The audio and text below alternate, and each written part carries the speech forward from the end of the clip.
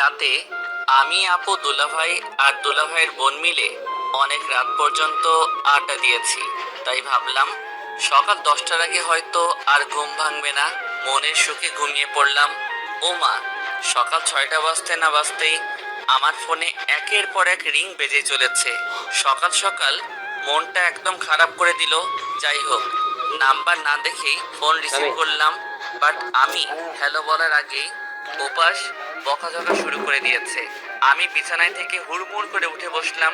কণ্ঠটা চেনা চেনা লাগলো, তাই ফোনের স্ক্রিনের দিকে তাকিয়ে দেখি কুত্তা নামে সেভ করা। তার মানে আমার বেস্ট ফ্রেন্ড জান্নাত ফোন দিয়েছে।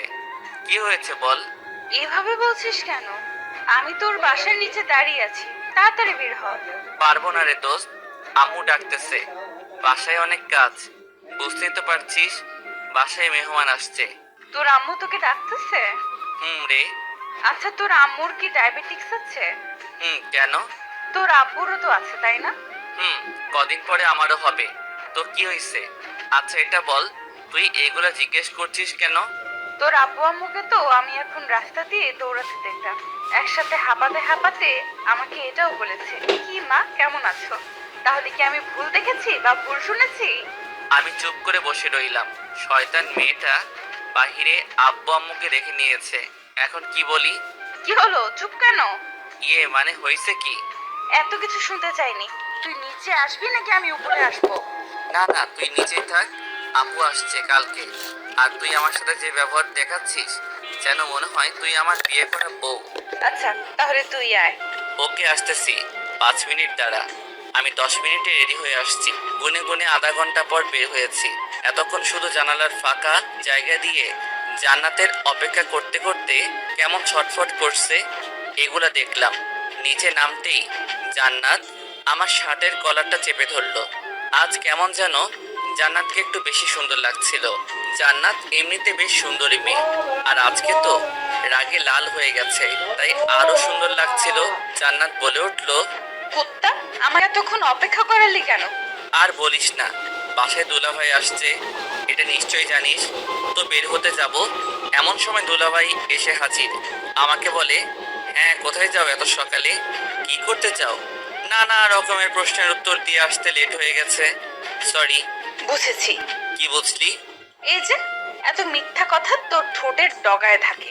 আচ্ছা চল, অনেক দেরি হয়ে যাচ্ছে। ওয়েট ওয়েট, এই বেচারাটাকে। ও, বুঝি। আজকে আবার নতুন কারোর সাথে দেখা করতে যাচ্ছিস? বুঝে গেছিস তাহলে? বুঝবো না আবার। আটা ময়দা তো কম মাখিসনি। চুপ শয়তান, মূর্খামি করবি না। এগুলো হলো মেকআপ, কোনো আটা ময়দা না। জানি। আচ্ছা, এটা যেন তোর কত নাম্বার রিলেশন? 16 নাম্বার। হুম, আচ্ছা এটা বল, 16 জনের মধ্যে তোর সব থেকে বেশি কতদিন রিলেশন ছিল? একদিন 3 ঘন্টা 45 সেকেন্ড। এটাই সর্বোচ্চ রিলেশন? কি করব বল? যার সাথে ফ্রি ভাবে কথা বলি তার সাথেই ঝগড়া শুরু করে দেই। অবশেষে রাগ কন্ট্রোল করতে না পেরে ব্রেকআপ করে দিই। কিন্তু দেখ, তোর আর আমার কতদিনের ফ্রেন্ডশিপ, আজ পর্যন্ত ঝগড়া হয়নি। কি বললি? আবার বলতো।